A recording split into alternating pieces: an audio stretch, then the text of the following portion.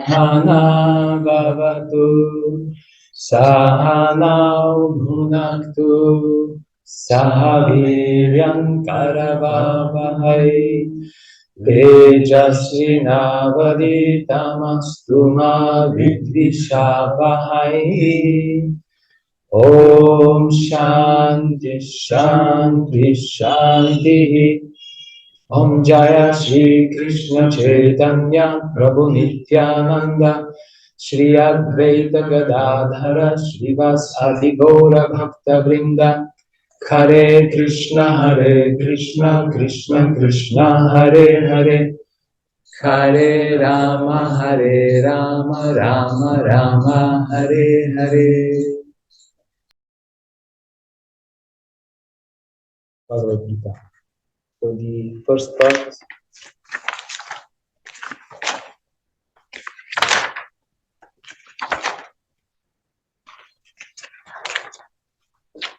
karma. One, all living entities are eternal and subordinate to God. So now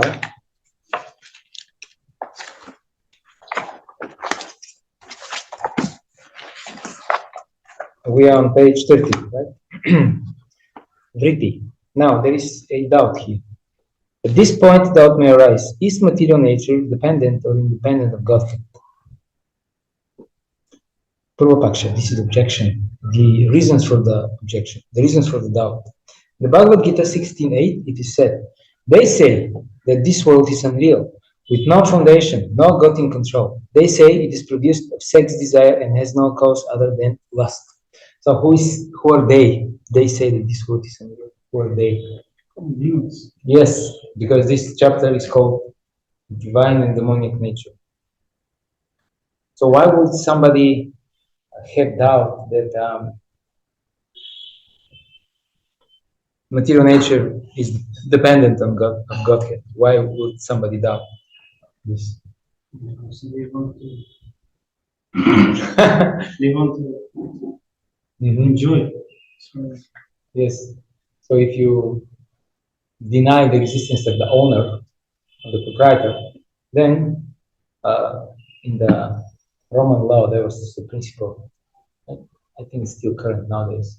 First on time, first in right. If you're first one to claim this, so you can enjoy it. If you're the strongest, well, even if you're not the first one, you may be the second one, but if you're stronger, then you'll kick out the first guy. That's what, that's what people do.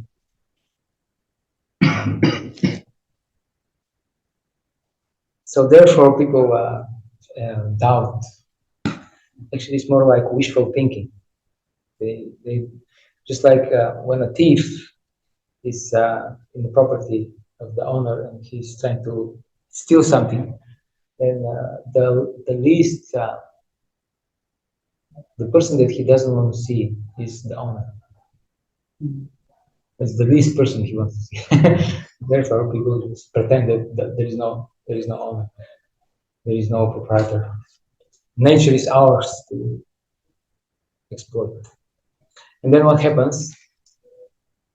This because it is energy of the Lord, so she doesn't want to be exploited, and she will not allow this. So the moment when somebody approaches her with the desire of enjoyment, then she turns into material energy, and then she's very cruel, very strong, very. You know how they depict Durga Devi here in Bengal. It was just Durga Puja. I think still on, the celebrations are still on. Durga Devi is riding a tiger or lion, and she has 10 hands, holds different weapons. So these are 10 senses actually. The 5 knowledge acquiring senses and the 5 working senses. And through these senses, she's harassing the conditioned soul. So the moment when we try to enjoy it, then we are under the stringent control of the material energy. And then if we want to serve Krishna, then Krishna says, Mahatma Nastumam Bharta, Daivim Prakriti Mashritta. So then we're under the control of the divine, well, they're both divine, but the spiritual, the original energy, spiritual potency. Then, Adhikarana 2, lessons 6 to 15. This is the answer of this doubt. Material nature is subordinate to God. Lesson 6. Nature and the living entities are subordinate to God, subordinate to the Lord. 9, 10. This material nature, which is one of my energies, is working under my direction, O son of Kunti, producing all moving and non-moving beings. Maya Dhyakshana Prakriti Suyate Sa Characharam. Under its rule, this manifestation is created and annihilated again and again. So now, here we are trying to present Srila Prabhupada's purport in Panchandanya. Material nature and the living entities are both subordinate to Godhead. So then first, pratigya, this is how the purport begins. Although the Supreme Lord is aloof from all the activities of the material world, he remains the Supreme Director. But this is one of the main topics of this ninth chapter. Krishna calls this Yoga Maishvarya, the mystic, divine mystic opulence of the Lord, that he is both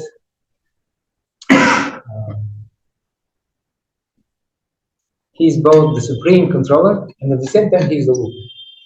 Usually, if material person, if we want to be fully in control, we have to micromanage the situation. Therefore, people are having problems sometimes with managers, because the managers sometimes they want to micromanage, and people don't want to be managed in this way.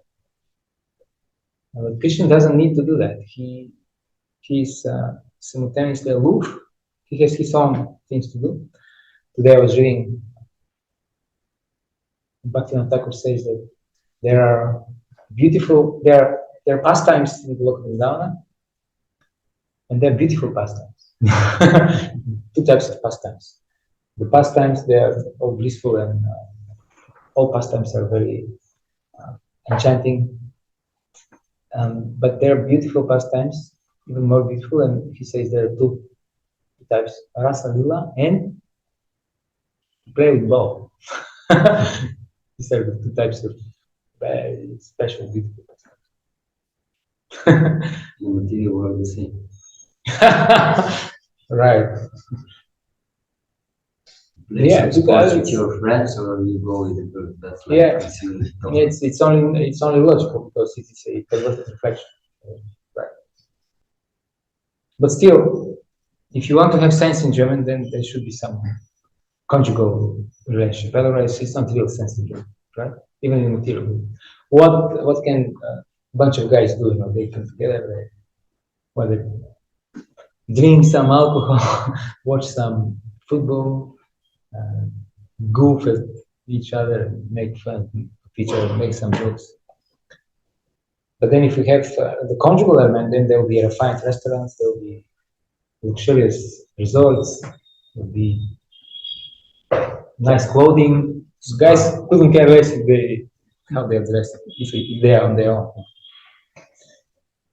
So then Krishna doesn't have to micromanage anything here. He doesn't have interest to do this, because he has his own scene in Goloka Vrindavana. Okay, pratigya. Okay, we read the pratigya. And then hetu, reason. This is the reason for the pratigya, for the thesis. The Supreme Lord is the supreme will and the background of this material manifestation. But the management is being conducted by material nature. So this is the reason why he can be the supremely aloof in Goloka Vrindavana, playing with his friends, and at the same time he remains the supreme director, because his energy is automatically performing all the required activities without him being all the time, present there or giving direct orders to her. Krishna is Satya-sankalpa. His desires are automatically fulfilled. There is at least one case, however, when his desires are not fulfilled. Krishna has a desire, but it doesn't happen. Can you say? Can you give an example when it is very, very popular, very well-known pastime, and we're gonna celebrate it very, very soon. This pastime, it's coming up. Govardhan, yes, and Damodar, the Damodar pastime. So what happens there?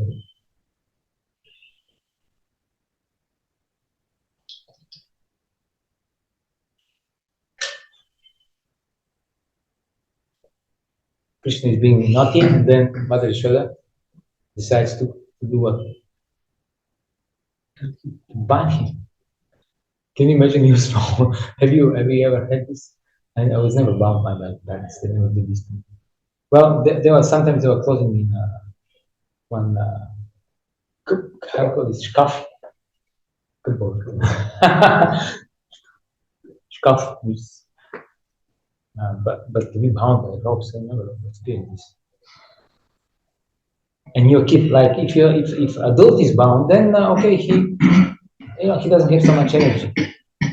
He'll go, okay, I'll just relax. But kids, they want to run, they want to play. And Krishna, he didn't want to be bound by Mother Yashoda because he wanted to play with his friends. He wanted to perform his pastime. And then therefore, his Icha Shakti, the Satya-sankalpa. Icha means desire. The Acharyas explained that these Shaktis of the Lord, they are like first-class servants. First-class servant, he doesn't have to be told that he knows beforehand what is the desire of the master, so he does it. And these Shaktis of the Lord, they are all the time very carefully watching the Lord. They are observing Krishna's mood and desires, and they are immediately fulfilling his desires. So Icha Shakti, when she understood, oh, Krishna doesn't want to be bound, she made this arrangement that Mother Yashoda couldn't bind him. The rope was always a little bit too short. But then what happened? If Krishna didn't want to be bound, why he was again bound? So this is the example that I wanted to give. Because the love of Krishna's devotee is ultimate authority and overpowers even Krishna's Icha Shakti, Krishna's desire, which is a law. Whatever Krishna desires, it happens, even before he can desire. But when there is a contradiction between the desire of Krishna and the desire of his pure devotee, the desire of the devotee prevails, just like in the case of Mother Yashoda. So she actually bound Krishna at the end. Then what happened? Then the Arjuna trees were uprooted, and then everybody was shocked. These huge trees, they were uprooted, and Krishna was still unharmed. Then Nanda Maharaj came, and he untied Krishna, and he was smiling, he was laughing, saying, "You always prefer your mother." Of course, kids always they like their mother. But of course, the father too, but special affection for the mother. And Nanda Maharaj said, "You always like your mother. You always love your mother. Like you always prefer her. But just see, I never bound you. I never did this to you, but she actually bound you." So this is an example how the supreme will, Krishna is supreme will, and he's Satya-sankalpa, but sometimes this is not the ultimate authority. And the devotees prevail. Okay. So are we clear about the vrtti and the hetu reason? So what is the pratigya?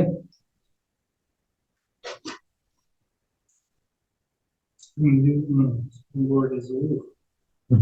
And he remains the supreme director. Right? Why? This is the reason. Because Supreme is the ground of this station. yes, But the management is being conducted by nature. the micromanagement, Krishna has delegated it to somebody else. Then Udaharana example. Krishna also states in Bhagavad-gītā that the fall of the living entities in different forms and species, I am the Father.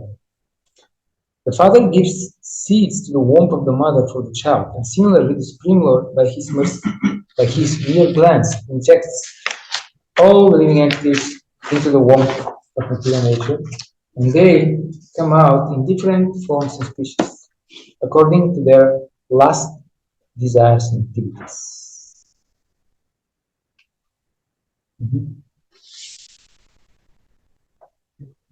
It's raining, huh? So our clothes upstairs.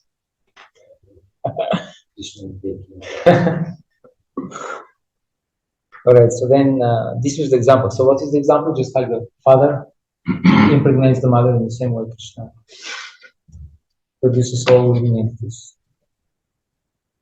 And they are active according to their last desires and activities. That means from the previous creation.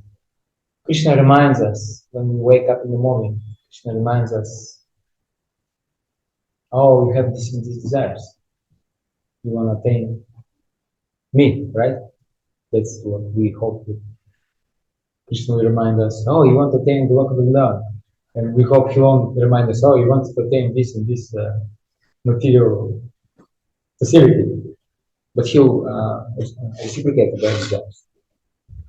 And then Upanaya, further explanation. All these living entities, although born under the glance of the Supreme Lord, take their different bodies according to their past deeds and desires. So the Lord is not directly attached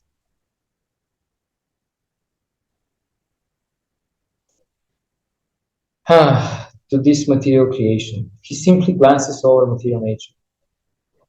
Material nature is thus activated and everything is created immediately. Because he glances over material nature, there is undoubtedly activity on the part of the Supreme Lord. But he has nothing to do with the manifestation of the material world directly. So this Upanaya, further explanation, because it brings closer to the listener all these philosophical points that have been made in the beginning, in the pratigya and in the thesis. Krishna is simultaneously aloof and he's in control.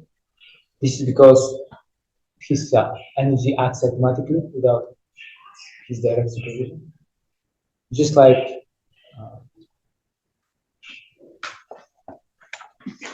with the father and the mother. And then Upanaya explains further this. Then supporting quotation with the from scripture and Siddhanta conclusion. This example is given in the Smriti. When there is a fragrant flower before someone, the fragrance is touched by the smelling power of the person. Yet the smelling and the flower are detached from one another. So this is a very good example how Krishna is at the same time aloof and independent and in control. There is a similar connection between the material world and the Supreme Personality of God.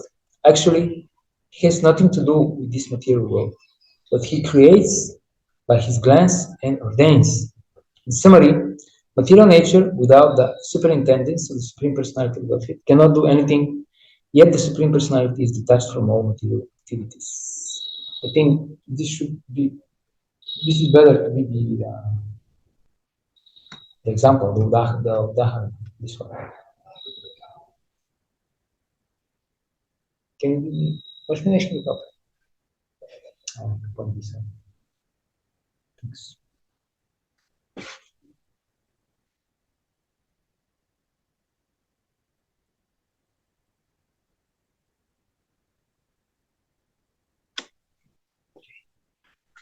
So Just like the flower, the fragrant flower, you are in touch with it because you smell the fragrance, but not directly. So this is the example. So, lesson 7. So, we are now discussing Adhikarana 2, and the topic of the Adhikarana is? Your nature Is subordinated to God. okay. And the first Adhikarana was living entities are subordinate. Okay. And they are eternal. And the eternal is subordinate. Unless they become very advanced, and then Krishna is subordinate to them. In sense of exchanging the rasa. In the tattva, Krishna is always supreme. Godhead and his impersonal feature is all pervading, including the material nature and the living entities. 9.4. By me, in my unmanifested form, this entire universe is pervaded. All beings are in me, but I am not in them. The Lord is all pervading through his energy.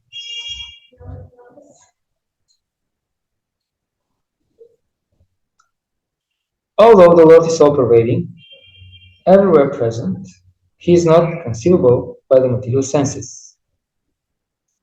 This is indicated here by the word abhyakta murtina. But although we cannot see him, everything is resting in him. Little later, Krishna will, well, not little later, but okay, later in this Bhagavad-gītā, earlier in Bhagavad-gītā, in the 7th chapter, Krishna will say, Vataparatam manat kinchitasti dhananjaya sutramani gani ganiva. Yeah? But everything, I'm the support of everything. Just like pearls are supported by the thread, but you don't see the thread, you see only the pearls. So in the same way, everything is supported by the Lord, but we don't see him directly with material senses. Acho que gostava também.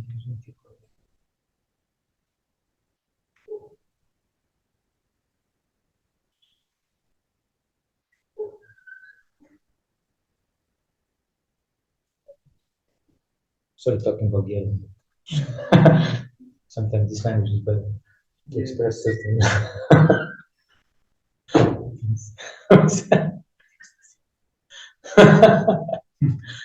Well, thank you, sir. Now we can continue with our dry, boring, philosophical.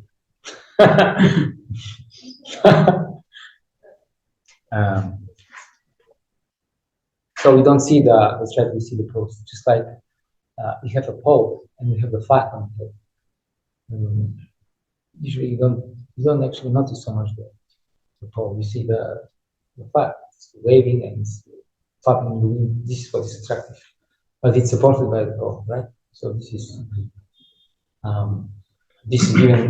the example of Krishna and his energy. Krishna is the pole, the support of everything. But usually you see only the energy because it's more attractive.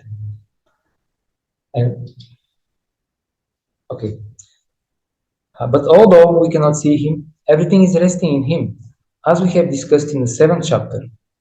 Yeah, here we go, 7th chapter. The entire material cosmic manifestation is only a combination of his two different energies: the superior spiritual energy and the inferior material energy. Just as the sunshine is spread all over the universe, the energy of the Lord is spread all over the creation, and everything is resting in that energy. Okay, this Prabhu. Please read. 9.5. And yet, everything that is created does not rest in me. Behold my mystic opulence. Although I am the maintainer of all living entities, and although I am everywhere, I am not a part of this cosmic manifestation, for myself is the very source of creation. Mm-hmm. The Lord is simultaneously omnipresent and aloof. This is a different way of saying he is immanent and transcendent. Simultaneously, the Lord is present in everything, Yet the common man cannot understand how he is also present personally. He is different from the material manifestation, yet everything is resting on him. This is explained here as Yogam Aishvaram, the mystic power of the Supreme Personality of God. So usually you're either the one or the other. You cannot be both. If you're an ordinary person, but Krishna is both. Okay. So this was lesson 7. Lesson 8. When, just one question, for lesson 7, when we are saying God in his impersonal feature is so pervading, including the material nature and the living entities, means he is situated within the material nature and within the living entity. Within the living entity as well, inside the soul. Because not only in the material heart is there as Paramatma, but also in the innermost, the core of the heart of the spiritual personality, there is always also Krishna.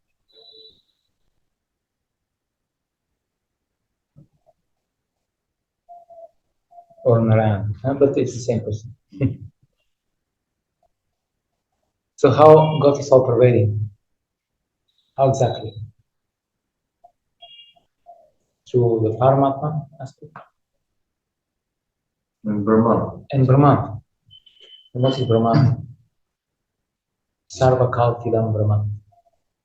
Is the effulgence of Krishna. Right. But also everything is his energy. Earth, water, fire. Yeah. See, everything is Krishna's energy. So in this way, also he's all pervading. Everything is Krishna's energy. There is no vacuum in the Lord's creation. Srila Prabhupada says there is no voidness because he's everywhere. And he's not void. He is substance, vasta. So he is present as a person, he is present as his Brahman effulgence, and he is present as his manifestations like the living entities or the material energy. All these are different manifestations. Yes, and also Paramatma. Yeah. So that means that we can always remember Krishna because everything is Krishna in a sense. Everything is Krishna's energy. Therefore, in Bhagavad-gītā, Krishna explains.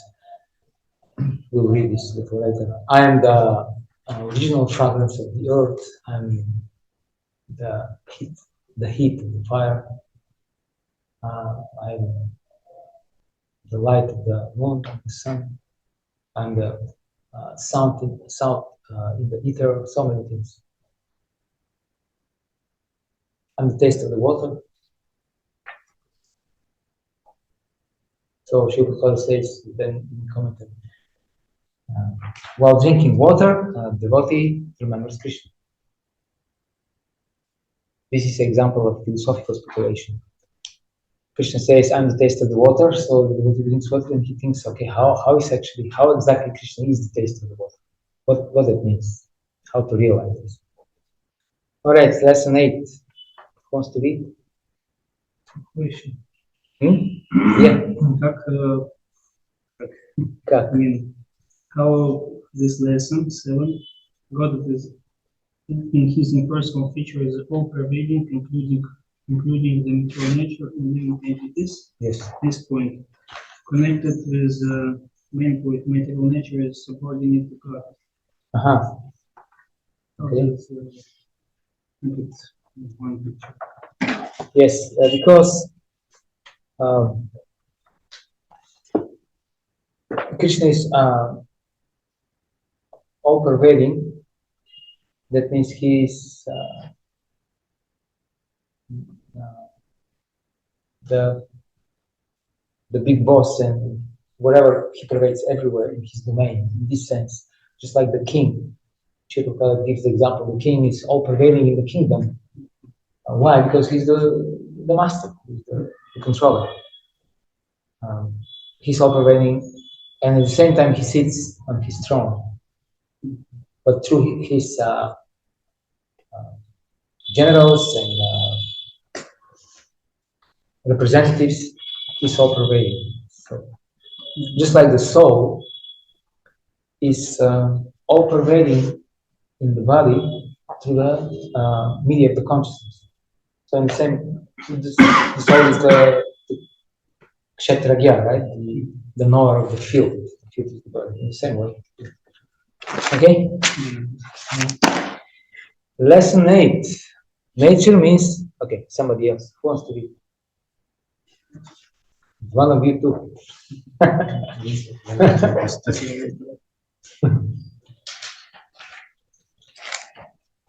Lesson 8. Nature means potency. Everything that exists is an emanation of God. God. And 8. I am the source of all spiritual and material worlds. Everything emanates from me. The wise who perfectly know this engage in my devotional service and worship me with all their hearts. Yeah. Only the devotees is a truly learned man. Lord Krishna is the source of all generations, and he is called the most efficient cause of everything. He says, because everything is born of me, I am the original source of all. Everything is under me, no one is above me. There is no supreme controller other than Krishna. One who understands Krishna in such a way, from a bona fide spiritual master, with references from Vedic literature, engages all his energy in Krishna consciousness and becomes a truly learned man. In comparison to him, all others who don't know Krishna properly are but fools. Only a fool would consider Krishna to be an ordinary man. Okay, thank you. So only the devotee is truly learned man. Why? With your own words, can you explain? Why? Because he knows Krishna as the source of everything. He knows everything is connected with Krishna. And that's why he is not independent. He has to serve Krishna.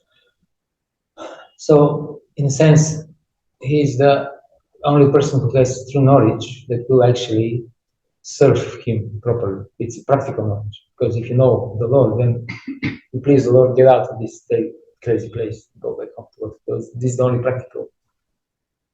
This is what knowledge is all about. The applications, knowledge is supposed to bring liberation, like cessation of suffering.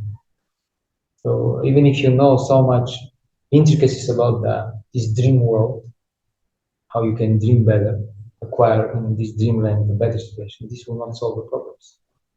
So a devotee may be very simple, might not be well educated materially, but it doesn't matter because at the end of the day he will go back home to God.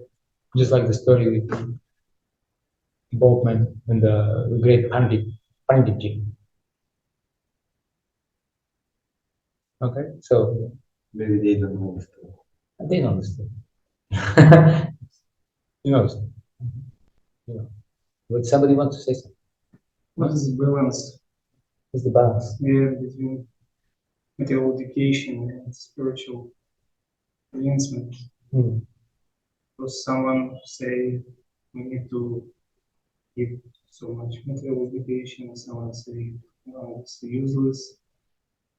We need to more spiritual. Yeah. What is? This question depends very much on the who is talking on the topic. I guess in this one you will get all the range of possible answers here. Yeah, on the Adhikara, the speaker, and the listener.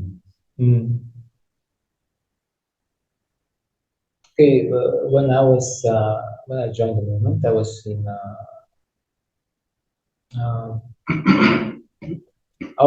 a law school, and I had like 2 years more to study, and I'll be graduating as well. So I asked my guru Maharaj, so what to do, because I joined the ashram, I'm distributing books already as brahmachari, and still going to take my exams. And then I asked him, so in 2 years, basically, I will graduate because I didn't want to drop out of school. It was too much for my parents and also even for me. I don't like to start something and to finish it. I like to go. So then my guru told me, in this scenario, I will follow what Srila Prabhupada told to different people because other people came the same question to him, the same question. There was some devotee who was a doctor studying medicine. So the authorities asked Prabhupada, so should he, because my question was actually, what shall I do after I graduate? Should I become a lawyer? Or just continue book distribution? And my guru said, well, Prabhupada answered this question. He said, the best thing is to be brahmachari and to preach. I know this doctor, lawyer, is not so important. So he said, well, that's what I'm going to tell you. There's so many lawyers, so many doctors. But if you are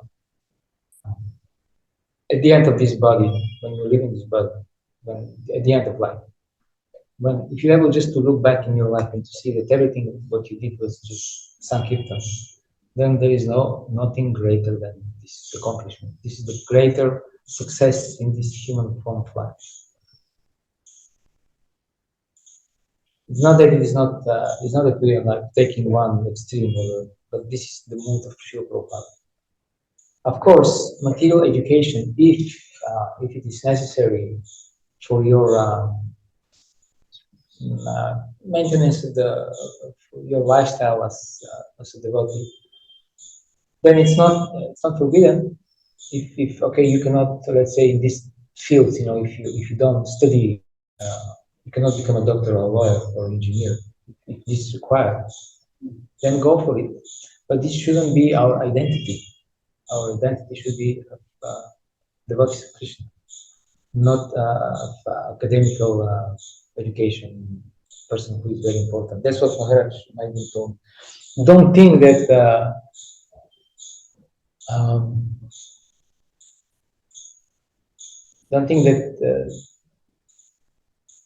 this is the real important thing, to have good education and good career and big money.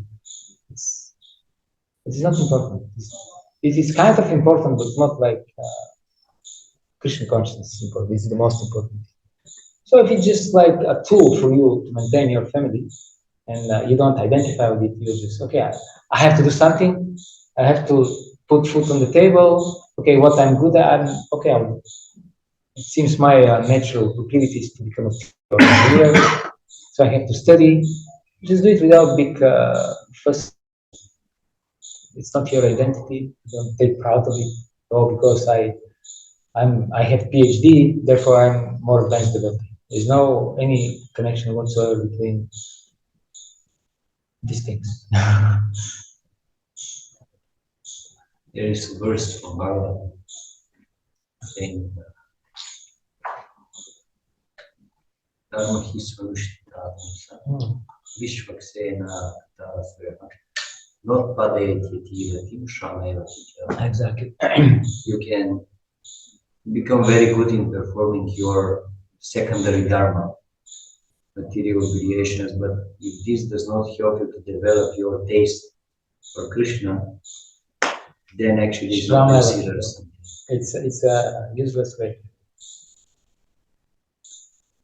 We know that we don't have to do these things, but the ultimate goal is to develop your taste for Krishna, not taste for money or taste for glory or love puja pratishtha. No, it should be taste for. Of course, if it's practical and it's supporting Krishna consciousness, the grihastha ashram, because we are speaking here about the grihastha ashram, right? If you are brahmachari, this question doesn't arise at all. But if you have to maintain your family, it's more convenient to study so that you can get better salary and better job. Well, why not? But that's something that you do because you have to maintain yourself. It's not your identity. You don't put your heart there. It's just something. You're not proud of it. Everybody has to do something. Yes. And also, like, in regards to the kids, what should be their training? Predominantly devotional or predominantly secular or both? This question arises from. Yeah. Well, it's connected to the first question because you study, you go to the university, to the college. Why? Because you wanna qualify yourself so that when you go out and you go in the work market, job market, then you have a relatively higher value. So that when you are hired by somebody, he pays you bigger salary, right? That's why people go to college. So we're talking about here about Shudras only, right? These are the people who want to be hired by somebody to maintain them. Like Srila Prabhupada, he's giving this rather maybe a little harsh example, but it's Srila Prabhupada's example. They get out of the university and then their diploma, they're like dogs going around and ask, begging for a mug. Would you please become my master? Job interviews. That's what it is. You are. There are so many Shudras like you, so many dogs. Then who is the better dog? He'll be hired. So that's what we're talking about. You have to be clear about this. So the higher varnas, they don't usually go to colleges. They don't need to. Vaishyas usually don't go. If they go, it is not because they learn there something that they don't know anymore. They don't know. It's just maybe their family tradition is that you have to get a degree or something. But usually they don't pay attention to this. They hire the people who have degrees. Right? They hire them. They paid. These are the high grade Shudras that the Vaishyas hire. And then Kshatriyas,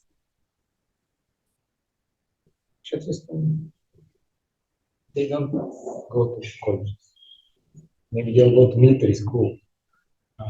But this will be it's a different type of, it's a boarding school, it's a different thing whatsoever.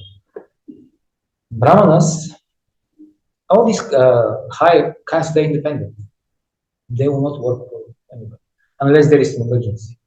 Only if there is an emergency, then they will do something. But still, the Brahmanas will never work for somebody. They may become Vaishyas, they may become Kshatriyas, but they will never take a Shudra occupation.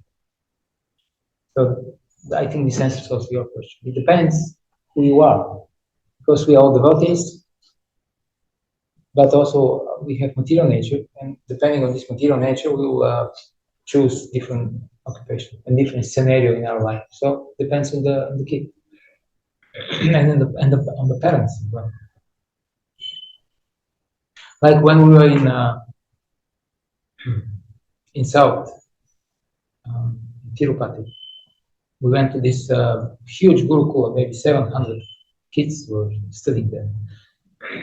From all types of traditions in India, from the Shaivites, from the Smartas, there were Sri Vaishnavas, there were Madhvas. Everybody was there. So, Hare Krishna. So then we were talking to one of the teachers, and we asking him, so what's happening with these boys after they graduate? And he said they're becoming priests in some temple, in their place, the village where they're coming from. Therefore, they study Sanskrit, they study puja, and they're clear about their future life.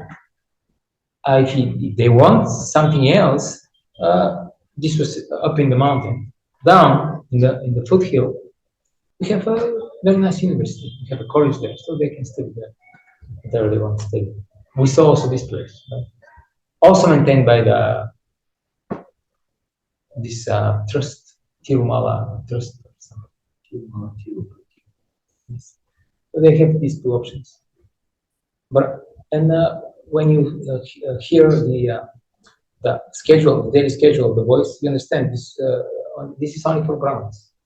If you're not a Brahmin, you cannot do this. It's too. Because you study 7-8 hours a day you study. We ask, so where is the time for them to play? The teachers say, they don't need so much. In my country, we have an expression like this: even if you are, it's so cold that if you tie up a dog there with a iron chain, it's so cold that the dog will you'll break free. So if somebody who is not a Brahmana is brought to this school and he's supposed to follow this daily, you think he will just you explode. It's not possible. So to be Brahmana, you have to pay certain price. So it's not just advantages.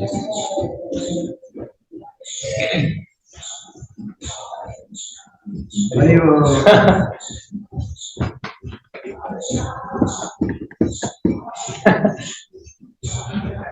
auspicious. Okay, so go on.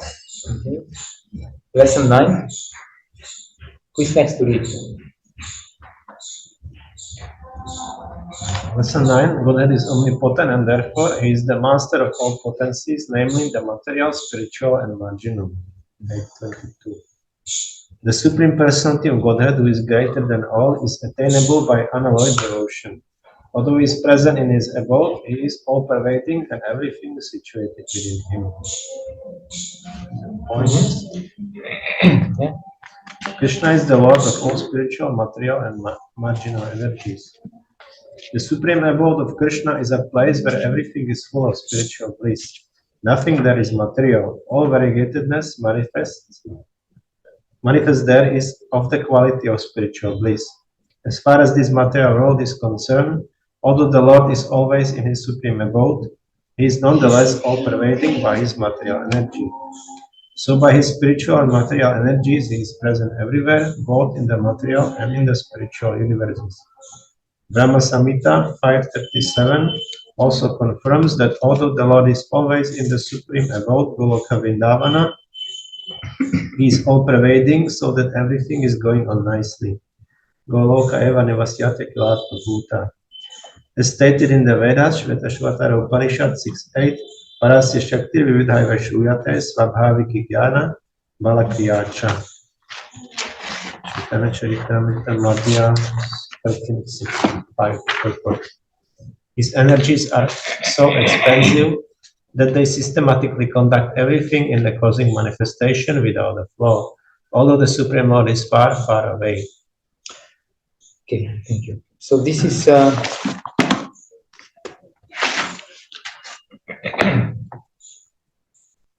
as here is quoted, Parasya Shakti Vividhaiva Shruyate. Very important point. Krishna has energies, and they are his devotees. So this is one of the main points of difference between us and the impersonalists. Impersonalists say that Brahman doesn't have potencies. Brahman doesn't have anything, not only potencies, nothing. So potency is one of these things. Because they say all these potencies are imaginary. They exist only on a conventional level. It's only material, human material. Otherwise, when you're in the highest level of consciousness, then there is no energy, there is no source of the energy, there is just pure consciousness, which is not personal, it's impersonal. So this is very important. Because without energies, there is no pastimes, there is no reciprocation, there is no love, all these things. There is no personal interaction. One sometimes wonders how this impersonal idea became so popular. Because if you think about it, it's very depressing. It proclaims that there is no real interaction between people. Everything is real. We're not really different. We're the same. Why would the idea like this become so popular?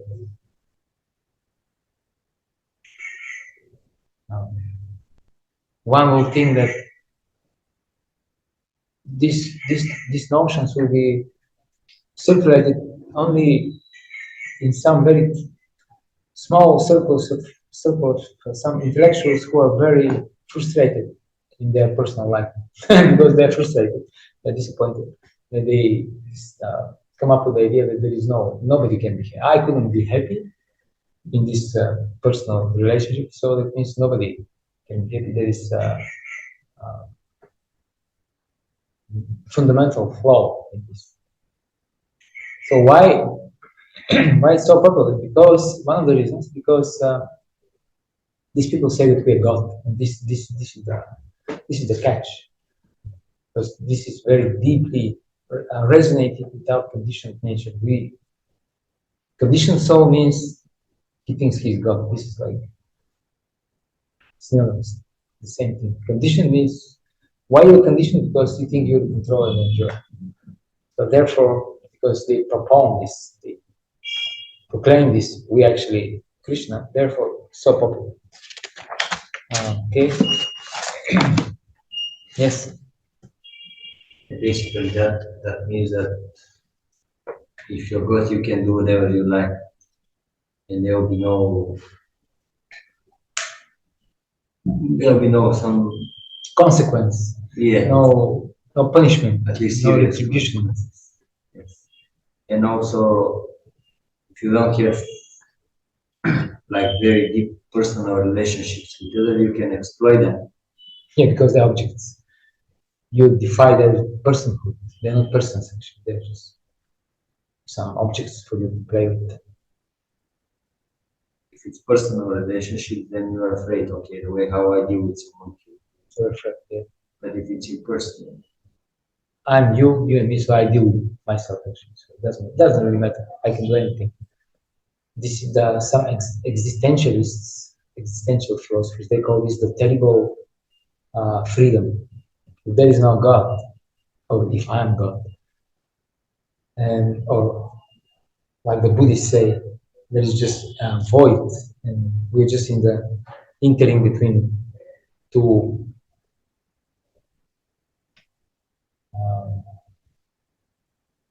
eternal periods of voidness. Then it doesn't really matter what we do. We're free to do anything because there is no consequence. So this is very frightening, because then Tamasic people will actually do anything because they don't fear the consequence. These are the paradoxes of the atheism. Okay, so the next one, the Vaikuntha Patis are expansions of Krishna. The Vaikuntha Patis are expansions of Krishna. In the Supreme Abode, there is only one Supreme Personality of Godhead, whose name is Krishna. He is the Supreme Merciful Deity, and although situated there as one, he has expanded himself into millions and millions of plenary expansions. The Vedas compare the Lord to a tree standing still, yet bearing many varieties of fruits, flowers, and changing leaves. The plenary expansions of the Lord who preside over the Vaikuntha planets are four-armed, and they are known by a variety of names: Purushottama, Trivikrama, Keshava, Bandhava, Aniruddha, Hrishikesha, Sankarshana, Pradyumna, Sridhara, Vasudeva, Damodara, Janardana, Narayana, Vamana, Padmanabha, etc. All right. So yeah.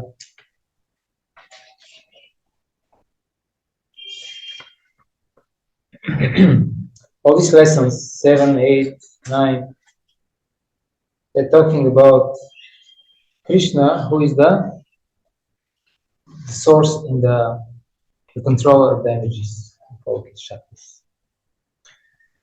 Lesson 10. Earth, water, fire, air, ether, mind, intellect, and false ego are all products of the material potency. 7.4. Earth, water, fire, air, ether, mind, intelligence, and false ego, altogether, these 8 constitute my separated material energies. The manifestations of the material energy.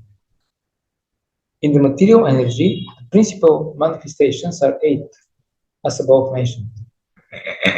Out of this, the first 5 manifestations, namely earth, water, fire, air, and sky, are called the 5 gigantic creations of the gross creations, Pancha Mahabhuta, within which the 5 sense objects are included. They are the manifestations of physical sound, touch, form, taste, and smell. Material science comprises these 10 items and nothing more. But the other 3 items, namely mind, intelligence, and false ego, are neglected by the materialists. Of course, they try to study the mind, intelligence. They are not so much aware of false ego, because that means if you're aware of false ego, you're in a mode of goodness, at least to some extent. They try to study the mind, the intelligence, psychology, so psychiatry.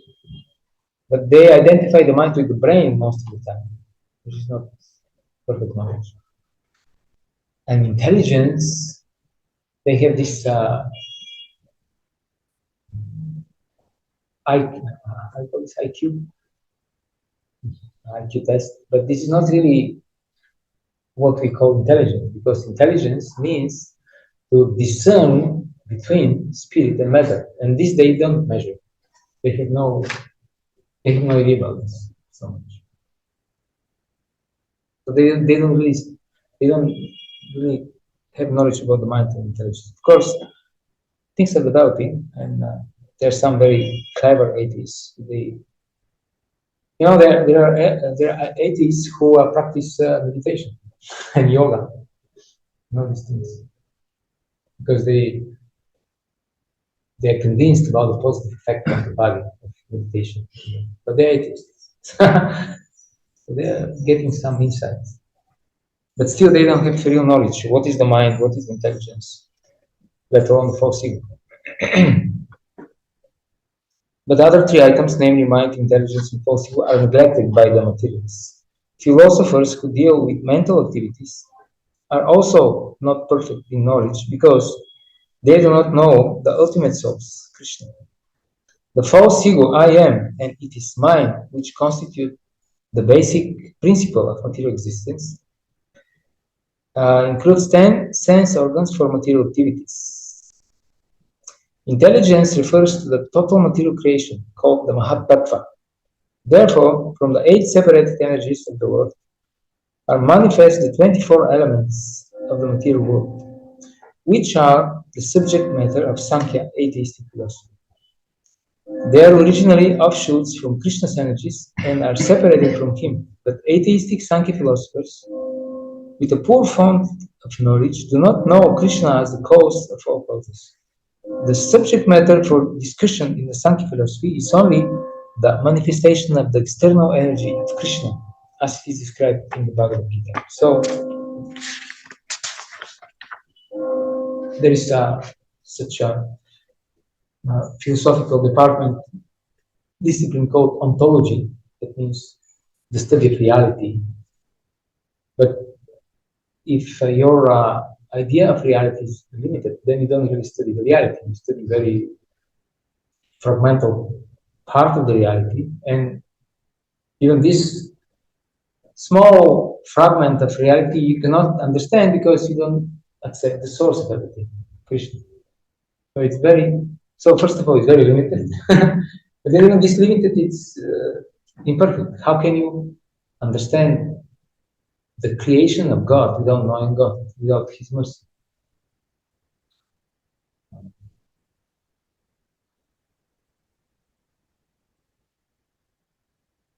There was this story, yes.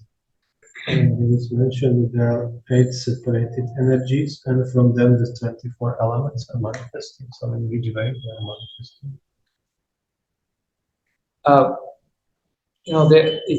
It all starts with there are these descriptions in third canto and second canto. It all starts from the most subtle elements, like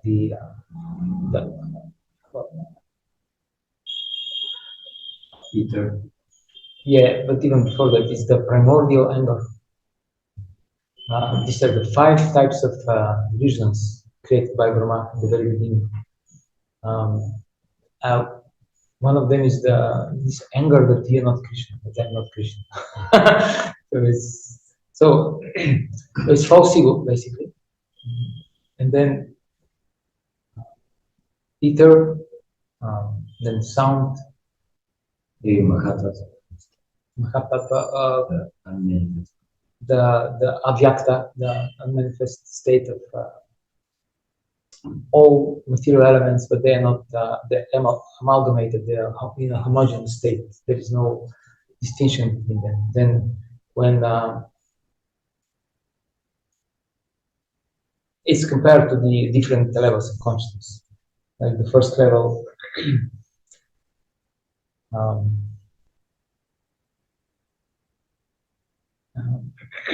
how is it?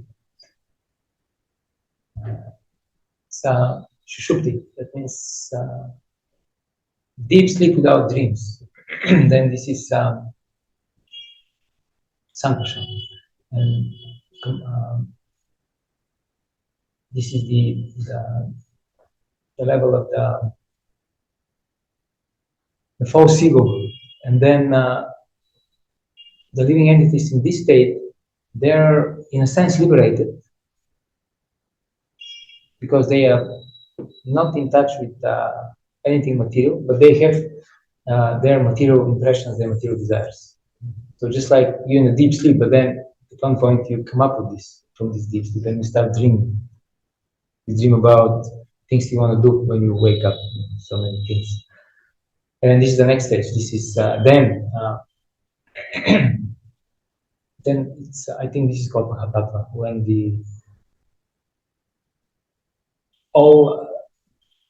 it's a subtle manifestation of the material creation, the dreaming state. And then when you wake up, this is controlled by Pradyumna, the intelligence. And then Aniruddha, when you wake up, this is the Jagrata state, when you start to act upon your desires. So it's all depends on the will of the living entities, because Krishna is Paramatma and he is observing our desires. So we develop this, first of all, we develop this general desire that I want to be separated from Krishna, I want to control and enjoy. Then when this becomes more tangible and concrete, then we develop particular desires. I want to enjoy in such and such way. So then, depending on this, all material elements, that's why I'm explaining these things, because you asked how from 8 they come to 24. The principle is that they come, we need more and more variety, depending on our desire to enjoy. All these elements, they are only facilities for our enjoyment. Otherwise, if we will not have this strong desire to enjoy, they will not manifest. So they come from subtle to gross. The first most subtle appear, and then from them appear the grossest form. Then earth is the grossest form. It contains the qualities of all others. They call it shape, smell, etc. But for more detailed description, there's third canto, second canto. So basically it means when there's, for example, some living entities on top of Loka, they don't have so much these gross elements, so Yes, the desires are like this. Yeah. They don't need the gross material enjoyment, and they don't develop these bodies, because the body follows the desire, the soul. Just like in Bhagavad-gītā, I just said that according to the bhava, in the spiritual world, also according to the mood, you get certain spiritual body. And also Krishna in Bhagavad-gītā says, "Yeah, tamam prapadyante tam sitava bhajami." It's very interesting how they develop those things. So here, I want to say something. Okay. These 8 constitute my separated material energies. How are they separated from the Lord? Srila Prabhupada gives very interesting analogy in one lecture. He says, just like if I record something here on my phone, I record my voice, for example. Or I make kirtan together. And then when I play this, then Prabhupada says, then my voice, it is separated energy from me. It is me, but it is separated from me. So in the same way, the material energies elements are separated. The Binna Prakriti, Ashta, 8 separate material energies. I just gave the quoted Prabhupada who gave this analogy. You record something on the phone, or he's using type recorder. Then you play this. So it is me, but it is my voice, it is my energy, but it is already separate. It's not me. And it's me also. So very interesting.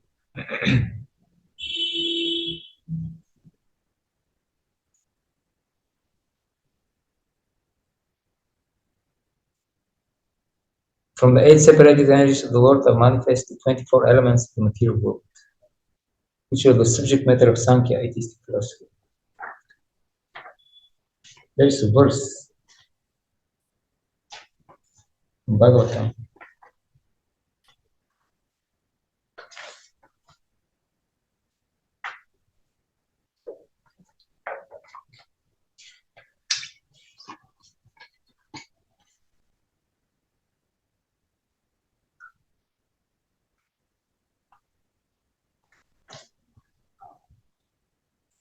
Yuktam cha santi sarvatra pasante brahmanayata mayam madhyam udgrihya bhagatam kim nu durgatam. Lord Krishna replied, this is 11th. Because all material elements are present everywhere. This is your question. Because all material elements are present everywhere, it is reasonable that different learned brahmanas have analyzed them in different ways. All such philosophers fall under the shelter of my mystic potency, and thus they could say anything without contradicting the truth. So whether we're classifying them in 8 or 24 or 16, or because they are each element existing here.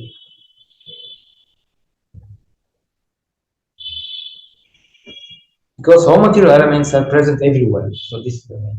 They're present everywhere. So no matter how you classify them, you can still be right about the classification. So some people classify them in different ways, but they're still. Of course, Krishna gives his own also classification. And this Sankhya atheistic philosophy. Okay, so but the Sankhya, some people say that it was not originally atheistic. It became atheistic later. So in the beginning, it was Ishvara Sankhya. Now it's Nirishvara, without Ishvara, without God. Okay, lesson 11. Living entities are products of spiritual potency. 7.5. Okay, now we describe the material. Now go back to the spiritual. Besides this Almighty Arjuna, there is another superior energy of mind which comprises the living entities for exploiting the resources of this material inferior nature. So here, the study guide changes a bit, as you may notice. This was the easy part, the first few lessons. Now, instead of giving you a summary of the purport, now there are questions instead of summary. So,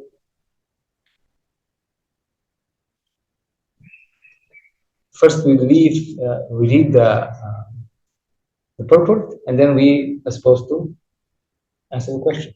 Okay. Yeah, it's more fun. So let's see. The living entities belong to the superior energy, the superior nature or energy of the Supreme Lord. The inferior energy is matter manifested in different elements, namely earth, water, fire, air, ether, mind, intelligence, and false evil. Both forms of material nature, namely gross, earth, ether, mind, intelligence, earth, etc., and subtle, mind, etc., are products of the inferior energy. The living entities who are exploiting these inferior energies for different purposes are the superior energy of the Supreme Lord. And it is due to this energy that the entire material world functions. The cosmic manifestation has no power to act unless it is moved by the superior energy, the living entity. Energies are always controlled by the energetic, and therefore the living entities are always controlled by the Lord. They have no independent existence. And now the question is, how is it understood that the living entity belongs to the superior energy of the Supreme Lord? In other words, why the living entity is superior energy and the material world is inferior energy? Why? How do we understand it? The living beings can control. Yes. They exploit, they try to exploit them. And the material energy is just inert. There is a reason for this also. Because she doesn't want to be conscious. While atheistic living entities exploit her. So she prefers to be unconscious. Therefore, it's death matter. Originally she is conscious. But she is conscious only when pure devotees engage her in service of Krishna. Then she becomes Yogamaya. Otherwise, she's just, okay. Only the unintelligent think that the living entities are as powerful as the Lord. The distinction between the living entities and the Lord is described in Srimad Bhagavatam 10:87-30 as follows: O Supreme Eternal, if the embodied living entities were eternal and all-pervading like you, then they would not be under your control. But if the living entities are accepted as minute energies of your Lordship, then they are at once subject to your supreme control. Therefore, real liberation entails surrender by the living entities to your control, and that surrender will make them happy. In that constitutional position only can they be controllers. Oh, okay, so we can be controllers, but only in our constitutional position. Therefore, men with limited knowledge who advocate the monistic theory that God and the living entities are equal in all respects are actually guided by a faulty and polluted opinion. Okay? So here the question is, how can one understand that the living entity is not as powerful as Supreme Lord? Because we're controlled. We're not controlled. Simple. We're subject to supreme control by the three modes or directly by the divine energy of the world. But we all yeah. While exploiting the gross and subtle inferior energy matter, the superior energy, the living entity, forgets his real spiritual mind and intelligence. This forgetfulness is due to the influence of matter upon the living entity. But when the living entity becomes free from the influence of the illusory material energy, he attains the stage called mukti or liberation. His actual position is realized when he is liberated from all material ideas, including the conception of his becoming one in all respects with God. Therefore, one may conclude that the Gita confirms. We have to watch out when Srila Prabhupada says therefore or this, because that means he's concluding something. He's wrapping up a paragraph. It's important. Therefore, one may conclude that the Gita confirms the living entity to be only one of the multi-energies of Krishna. And when this energy is freed from material contamination, it becomes fully Krishna conscious or liberated.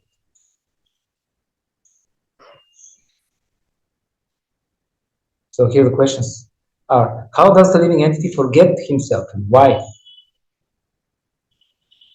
Why do we forget who we are? Because we identify with someone who is trying to exploit material or spiritual energy. and then we turn away from Krishna, and then fear starts and illusion starts. Because you cannot be independent from Krishna, try to be independent while you remember Krishna. So Krishna has to give us facility to forget him so that we can completely plunge ourselves into this illusory reality of controllers. Here it says, while exploiting the gross and subtle inferior energy, the superior energy forgets his real spiritual mind and intelligence. So this desire for exploitation causes forgetfulness. Just like when you want to watch a movie, you turn off the lights, right? So you want to forget about the real world around you. You want to absorb, to engross your consciousness in the illusory reality of the screen. Therefore, the same principle. Okay? When does the living entity realize his actual position?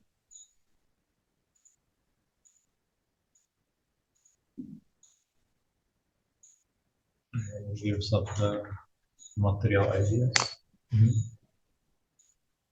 Free from material contamination. Yes. From material. And becomes fully Krishna conscious.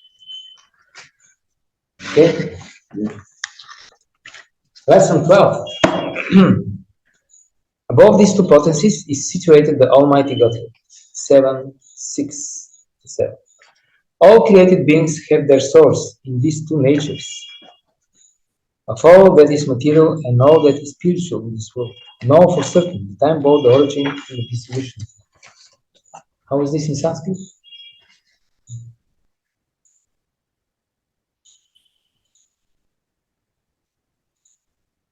Anyway.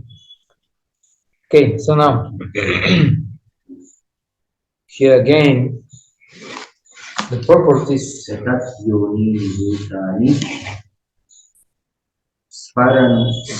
Sarvaniti upadaraya aham krishna sujagata prabhava pralayastata.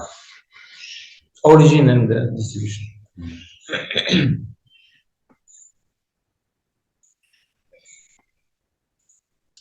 Okay, then the purport is again divided in Panchanga Pratigya, thesis. Spirit is the basic field of creation, and matter is created by spirit. Hetu, reason. Spirit is not created at a certain stage of material development. Rather, this material world is manifested only on the basis of spiritual energy. Udahana, example. This material body is developed because spirit is present within matter. A child grows gradually to boyhood and then to manhood because that superior energy, spirit soul, is present. Similarly, the entire cosmic manifestation of the gigantic universe is developed because of the presence of the super soul, Vishnu. Okay? Unless there is a soul, the doesn't grow. It will not grow, it will disintegrate.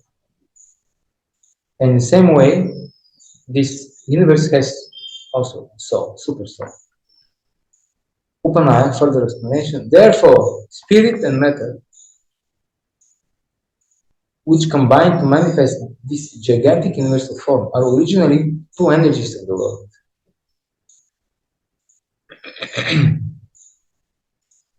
And consequently, the Lord is the original cause of everything. A fragmental part and parcel of God, namely the living entity, may be the cause of a big skyscraper, big factory, or even a big city. But he cannot be the cause of a big universe. The cause of the big universe is the big soul, or the super soul. And Krishna, the Supreme, is the cause of both the big and small souls. Therefore, he is the original cause of all causes. So Krishna is the origin of Paramatma as well. And then conclusion supporting quotations. This is confirmed in the Katha Upanishad 2.13. Nitya nitya nam chetanas chetanaha. So now we have questions here.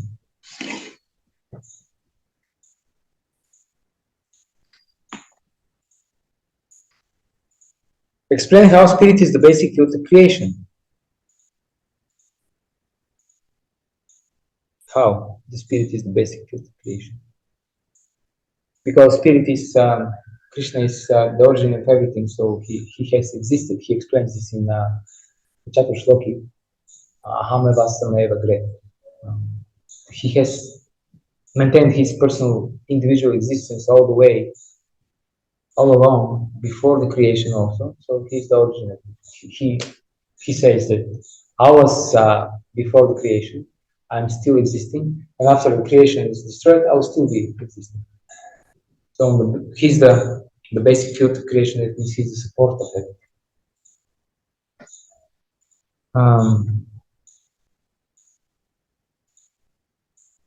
Okay. 7:7. Oh, conqueror of wealth, there is no truth spirit in me. Everything rests upon me as pearls are strung on thread. There is a common controversy over whether the Supreme Absolute Truth is personal or impersonal. As far as Bhagavad-gītā is concerned, the Absolute Truth is the personality of God, Shri Krishna, and this is confirmed in every step. In this verse in particular, it is stressed that the Absolute Truth is a person, that the personality of Godhead is the Supreme Absolute Truth is also the affirmation of the Brahma Samhita, Ishvara Parama Krishna Sat-Chitananda Vigraha.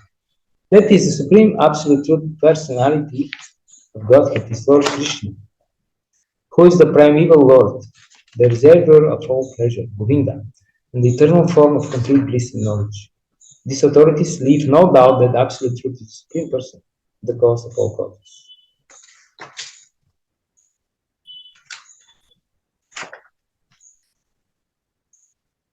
Okay. Shall we do the lesson 13 as well? Yeah, we have time. Okay, please, Prabhu, you want to read?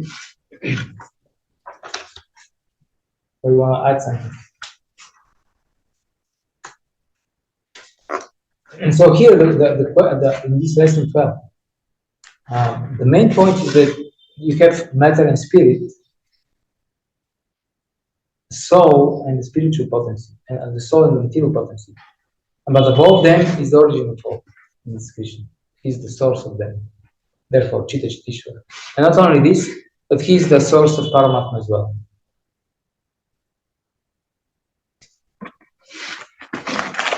Okay. Lesson 13. As omnipotent Godhead is manifested as all-pervading impersonal supreme truth in one manner described. This is 7 verses 8 to 11, Oh, that's 13 verses 12. That's a long one. Okay, we'll just start with that. 7:8. O son of Kunti, I am the taste of water, the light of the sun and the moon, the seal of Om in the Vedic mantras. I am the sound in the ether and ability in man. The Supreme Lord can be preliminarily perceived by his different energies, and in this way he is realized impersonally. As the demigod in the sun is a person and is perceived by his all-pervading energy, the sunshine, so the Lord, although in his eternal abode, is perceived by his all-pervading diffusive energies. The taste of water is the active principle of water. No one likes to drink seawater because the pure taste of water is mixed with salt. Attraction for water depends on the purity of the taste, and this pure taste is one of the energies of the Lord. Okay, so this is the original taste of the water, the pure taste of the water is Krishna. When it's mixed, then it does not represent Krishna. It's also Krishna's energy, but Krishna says, I am the pure taste of the water. Okay. So, like, this is it doesn't quench the energy thirst. of the Lord. Yes, it's the energy of the, yeah. Because salty water doesn't quench the thirst, and this is the water of salt Lord. It has this potency to satisfy us. So Krishna is this potency of the water to cool to the taste of the fresh. Different waters, different water, different taste. For example, you drink water from the Ganga or drink water from Yamuna. Different taste. Yeah. Different. Yeah, different Krishna. Yeah. Still satisfying. Still nourishing and quenches the thirst. But different taste, yeah. Variety is the mother of joy. Krishna is also even the taste of the wine, huh? Prabhupada said. Every taste that is giving us pleasure, that's Krishna. Still, we're supposed to give up the lower tastes and to cultivate the higher tastes. Because otherwise, we'll be controlled by the lower modes, and then the advancement in Krishna consciousness will be very troublesome. Okay? Yeah. But isn't it that even if there are a little bit different flavors of water, still the essence is Krishna, only this essence, but not the flavors? Not the flavors. Not the flavors, I mean this is representation. Mm-hmm. The essence is definitely Krishna, and varieties of tastes, different. I mean, those are energies. So it's more like Brahman and Bhagavan, because Bhagavan and Krishna is in different forms, different shapes, different avatars. So there's variety, but in essence, he's the same personality. So it's something similar. Okay. Finish the. Yeah. The impersonalists perceive the presence of the Lord in water by its taste, and the personalists also glorifies the Lord for his kindly supplying tasty water to quench man's thirst. That is the way of perceiving the Supreme. Practically speaking, there is no conflict between personalism and impersonalism. One who knows God knows that the impersonal conception and personal conception are simultaneously present in everything and that there is no contradiction. Therefore, Lord Chaitanya establishes his sublime doctrine, Achintya Veda and Abheda Tattva, simultaneous oneness and difference. First time I see it like this, Achintya Veda and Abheda. Usually it's Achintya Veda, Abheda Tattva. Here it is. Okay. I think last time we finished by saying that we will discuss something and we forgot. What was that? It was something that we were supposed to discuss in the beginning. Anyway, you have to see the lecture, to see the video. Okay. We'll stop here. Om Hare Krishna, Krishna Krishna, Hare Hare Rama, Rama Rama, Hare Hare. Jai Shri Bhagavad-gītā, Samvita Bhakti-yoga, Jai Nitai Gaur.